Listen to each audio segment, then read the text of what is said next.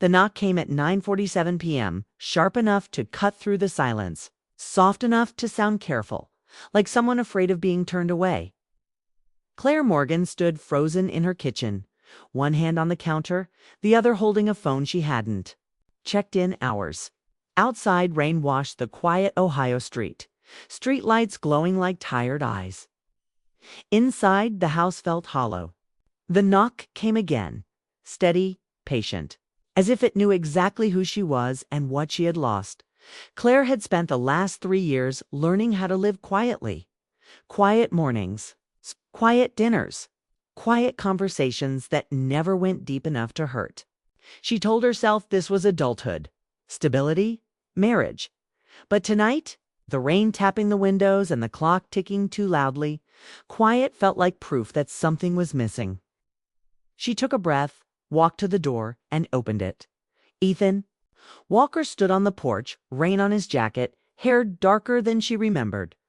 Eyes still familiar enough to make her heart forget how to behave.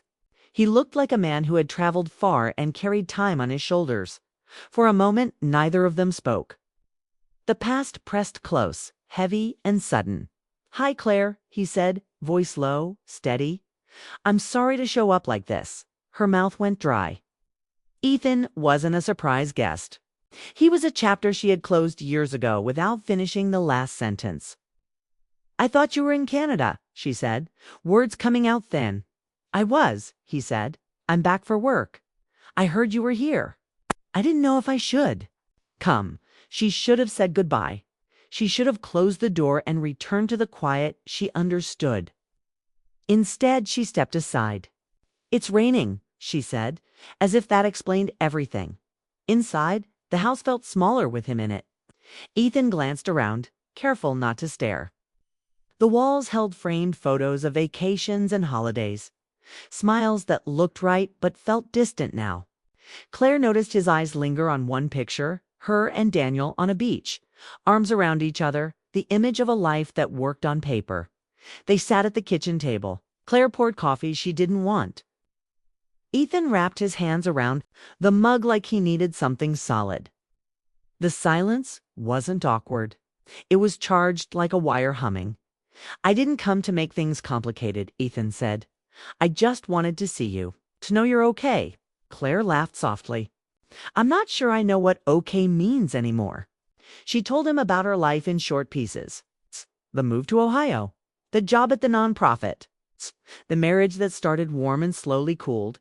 She didn't blame Daniel. She didn't blame herself.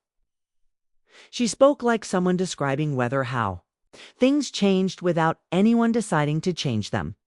Ethan listened a way he always had, leaning forward, eyes focused, not trying to fix anything. When she finished, the room felt lighter, as if speaking had opened a window. "I never forgot you," he said. "But I respected your choices. I hope you know that," Claire said, and she meant it. They talked about his years away. The cities, the long hours, the loneliness that comes with building a life on ambition. He said he was in town for a project, maybe 6 months, maybe longer. The word maybe settled between them. When he left, Claire stood at the door and watched him walk into the rain. She closed the door slowly, leaned her forehead against it, and stayed there until the sound of his footsteps disappeared. That night, she lay in bed beside Daniel, listening to his breathing, feeling the space between them stretch wider than the room. The days that followed moved fast, as if time had decided to catch up. Claire returned to work, answered emails, smiled at coworkers. But her thoughts kept circling back to that knock, to the way Ethan's presence had woken something she thought was gone. She told herself it was only memory, only surprise. She told herself it would pass. It didn't. Ethan texted once, then waited. She replied once, then paused. Their messages were careful, simple, polite. Coffee turned into a walk. A walk turned into long talks on benches overlooking the river. They stayed in public. They kept space. And still, the air between them felt alive. Ethan never crossed a line. That made it harder. He asked about her work, her dreams, the things she used to talk about before life narrowed. He remembered details she thought no one else had kept. Claire found herself laughing more easily, speaking without measuring every word. At home, Daniel noticed. He didn't accuse. He asked questions. "You seem happier," he said one evening, hopeful and confused. Claire nodded, unable to explain. That happiness can exist without direction, without permission. Guilt arrived quietly, not as panic, but as a weight. Claire knew she was standing at the edge of something she hadn't planned. She hadn't touched Ethan. She hadn't lied outright. But her heart was leaning, and she felt it. One afternoon, sitting across from Ethan at a small cafe, she said, "I don't know what I'm doing." Ethan met her eyes, then slowed down, he said, "I don't want to be a mistake." Appreciated that more than she could say. That night, Claire stood alone in the kitchen, wedding ring still by the sink. She picked it up, turned it in her fingers, and felt the truth settle in. The knock hadn't brought temptation. It had brought clarity. And clarity, she knew, was the beginning of something she could no longer ignore. The morning Claire realized the truth, she was standing in traffic, watching a red light refuse to change, and she suddenly understood that waiting had become her whole life. Waiting for the right moment. Waiting for feelings to fade. Waiting for someone else to decide what she needed.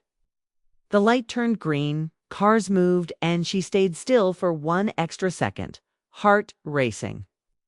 Knowing something had to end for something else to begin. Ethan hadn't texted her in 2 days, not out of distance, but respect.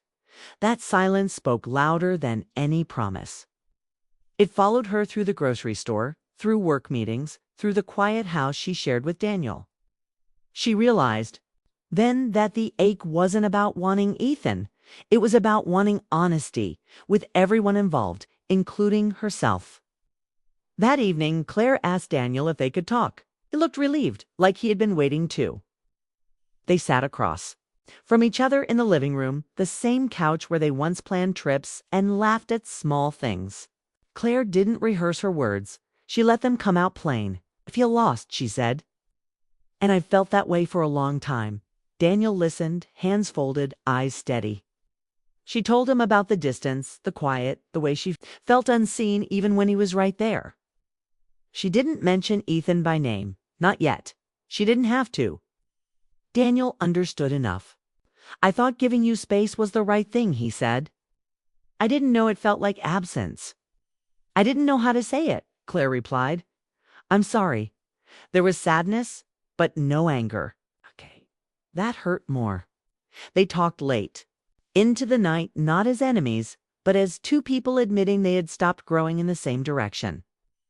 When the conversation ended, nothing was solved, but everything was clearer. In the days that followed, Claire and Daniel moved gently. Around each other, they were careful with words, with looks. The house felt like a place preparing for change. Claire slept poorly, waking before dawn, thoughts racing, heart heavy but determined. She met Ethan one afternoon by the river, autumn wind cutting through the air. He looked at her and knew something had shifted. "I talked to my husband," she said simply. Ethan nodded, relief and concern crossing his face at the same time. "I didn't want to push you." "You didn't," she said. "You just reminded me of who I was." They walked in silence for a while. Leaves scraped along the path. Boats moved slowly on the water. Life kept going, unaware of how fragile moments could be. "I won't be part of anything that hurts." "You," Ethan said. "Or him. I know," Claire replied. "That's why this matters."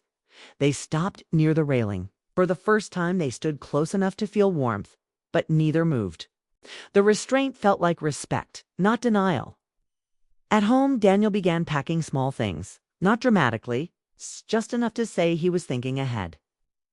One night, he told Claire he would stay with his brother for a while. "Not because I hate you," he said, "because we both need space to hear ourselves think." Claire nodded, tears falling quietly. "Thank you for being kind," she said. When the door closed behind him, the house echoed. Claire sat on the floor, back against the wall, and cried not for what she was gaining, but for what she was letting go. Grief and relief came together, tangled and real. Weeks passed. Paperwork, conversations, long walks alone. Claire learned how silence could feel different when it wasn't forced. She cooked meals for one. She slept better. She felt the ache of change, but also the strength growing beneath it. Ethan waited. He didn't rush. He checked in without pressure. When they met, it was honest, grounded, slow.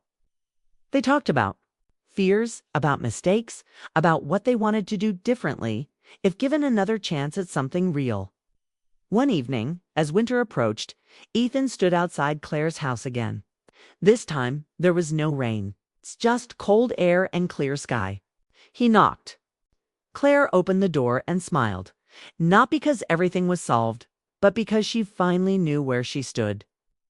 "I don't have all the answers," Ethan said. "I know I want to move forward without secrets." "So do I," Claire replied. They sat inside, talking until the lights outside went dark. No promises made, no lines crossed. It's just two people choosing honesty over fear. Later that night, after Ethan left, Claire stood by the window and looked out at the quiet street. She didn't feel lost anymore. She felt awake. Sometimes the knock that changes your life isn't about love breaking rules. Sometimes it's about truth finally being heard.